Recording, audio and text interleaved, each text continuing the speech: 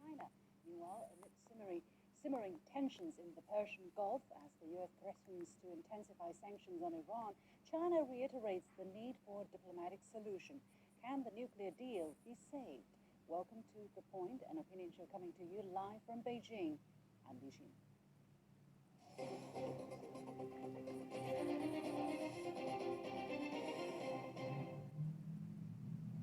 With or without Huawei? That's the question. For months, the U.S. has pressured allies to not do business with the Chinese telecoms giant, alleging, without evidence, that Huawei is, quote, a national security risk. Still, Huawei is winning over new partners. On December the 30th, India announced that it will allow all players to participate in 5G trials this year, including Huawei. This follows the announcement by German provider Telefonica Deutschland that Huawei will help build its next generation 5G network. Looking into 2020, how is the world going to handle the 5G race that's on?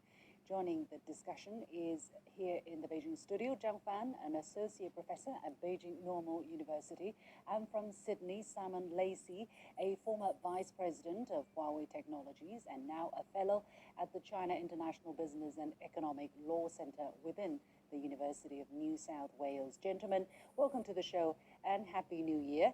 Now, first, the freshest news. India's Minister of Technology and Communications just announced that as part of our commitment to ensure faster rollout of 5G services in India, we have decided to give 5G spectrum for trials to all the players.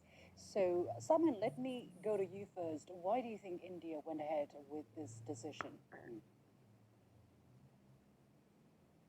Well, I think India is really sort of following the pattern that most other countries have opted for. I mean, the American solution or the American option is really the most radical and almost extreme solution, and sort of risks throwing the baby out with the bathwater. I mean, if you want to achieve network security and cybersecurity, most cybersecurity experts agree that banning a vendor merely on the basis of its country of origin does nothing to improve network security. So I think the Indians have really seen what the Koreans and what the Germans and what others, what the Chinese are doing, and have decided that the importance of 5G to the future of manufacturing and IoT and where the Indian economy sees itself is so vital that they can't afford to exclude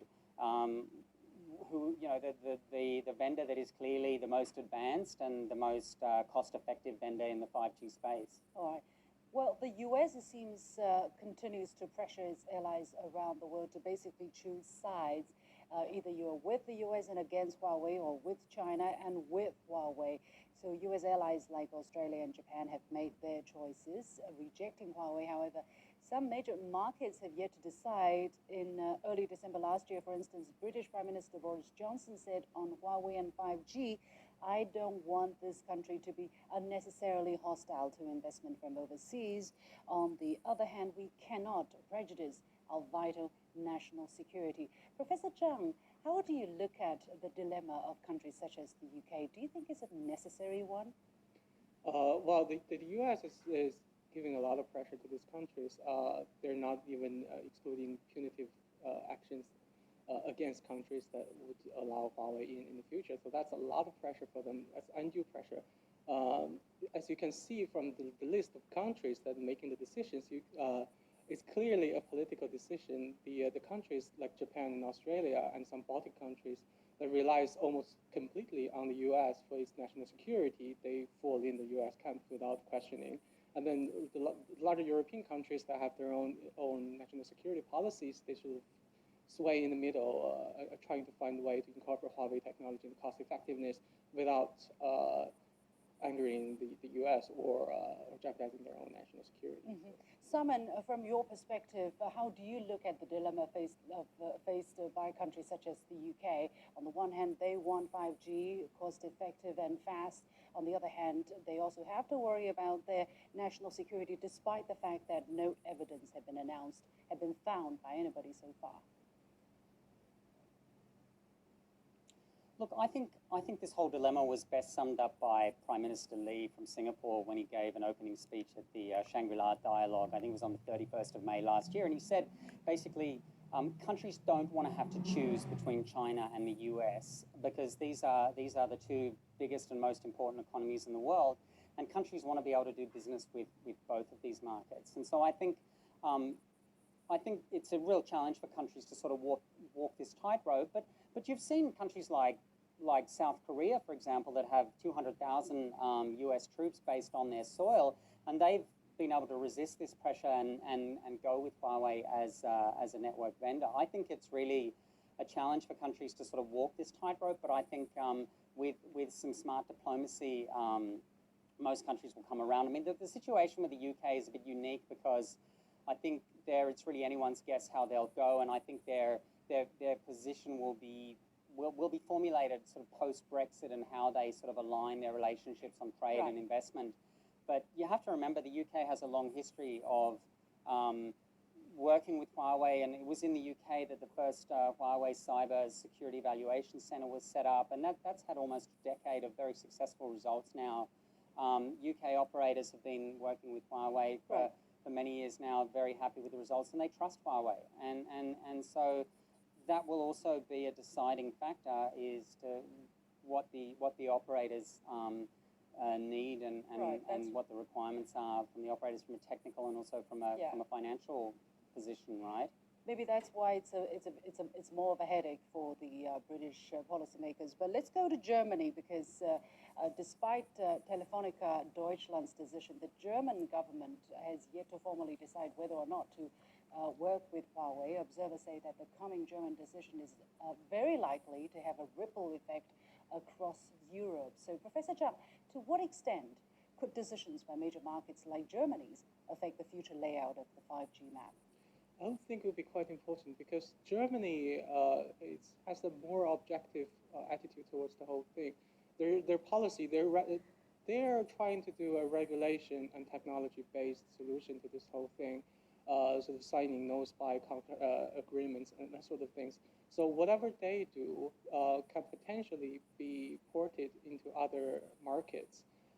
So I think the German decision will be quite influential. Something to look out for. Yeah. Right. Well, in this New Year's message, the latest New Year's message addressed to Huawei's employees, Huawei's chairman Eric Xu said that survival will be our first priority in 2020. A bit more details. According to Huawei, in 2019, its total estimated sales revenues for the year are expected to be nearly 122 billion US dollars. That's already an impressive number, given that it would be 18% more than that of 2018. However, it's just a couple of billions short of its estimations. By the way, Huawei also had 50 more deals, I understand, 50 more deals in the year of 2019. So, Simon, help us understand what Eric might mean by survival will be our first priority in 2020. Is the situation looking really bad, or he's trying to, keep people motivated? Well, I mean, you have to understand that ever since the detention of the CFO in Vancouver in December 2018, the company has been, on somewhat of a war footing, and the pressure just got ramped up increasingly during 2018 and 2019. Sorry, and I think, but I think if you look at those figures, I mean, Huawei was expecting to grow sort of 30%, which would have been in line with previous years, and instead of that, it's looking like it's going to grow 18%. So I think there has been some attrition in its business. I mean, 2018 was the first year that Huawei actually made slightly more revenue from its consumer business than it did from its network equipment business, and its consumer business is arguably the one that's been hit the hardest by US pressure. Not least from placing Huawei on the entities list, right? And that really cast a shadow over its mobile phone business and also its laptop business. I think the important thing to realize is that the 5G business has maintained a lot of momentum. The last figure I read was something like 60 5G contracts were concluded in 2019. Right. And that's because Huawei is just so far ahead of the competition in terms of providing end-to-end solutions Yeah. and also being much more cost-effective than its rivals. What do you think will the picture look like for Huawei in 2020? Because definitely the United States is not going to let up in its pressure against Huawei. President Trump says that the race to 5G is on and America must win. And so far the Americans government has given 3 reprieve to the so-called temporary general license to American business doing for American companies doing business with Huawei. So first Professor Zhang, then Simon. Right. So the U.S. is going to keep the pressure on, but in 2020, I think things will start to turn around for Huawei because this is a lot of countries like China has already had the network set up. So Huawei and the competitor network will start to show their performance. And if Huawei is really as good as they claim it to be, which I believe them, they will have a scorecard that they can use to show people, and then the pressure will come off a bit, hopefully. All right. Simon, your take on the situation in 2020 for Huawei?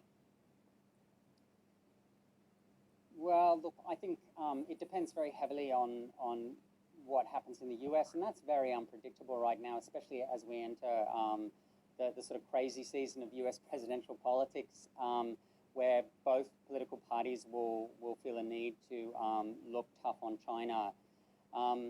So, look, I think it's very hard to call, but I think as Huawei rolls out more and more 5G networks and its track record is further strengthened and burnished, then the case that it represents a national security risk will get weaker and weaker. And this is a case, by the way, that I think even leaders such as Angela Merkel and former British Prime Minister Theresa May. Sorry, help me with the name. Theresa May, thank Yes. you. And even Trump himself have supposedly been shown all the evidence, and even they aren't convinced that Huawei is such a national security risk that it needs to be excluded completely. And the reason why I say that in the case of Trump is because he continues to hold out the possibility of giving Huawei a reprieve as a possible concession in a trade deal. So even Trump doesn't seem to be convinced by the so-called evidence that's been presented by his national security people. All right, we have to keep a close watch on the situation. And many thanks to Zhang Fan here in Beijing, an associate professor at Beijing Normal University, and many thanks to Simon Lacey, a former vice president of Huawei Technologies, joining us from Sydney. You have been watching The Point with me, Liu Xin. When we come back, the Chinese and Iranian foreign ministers have met once more.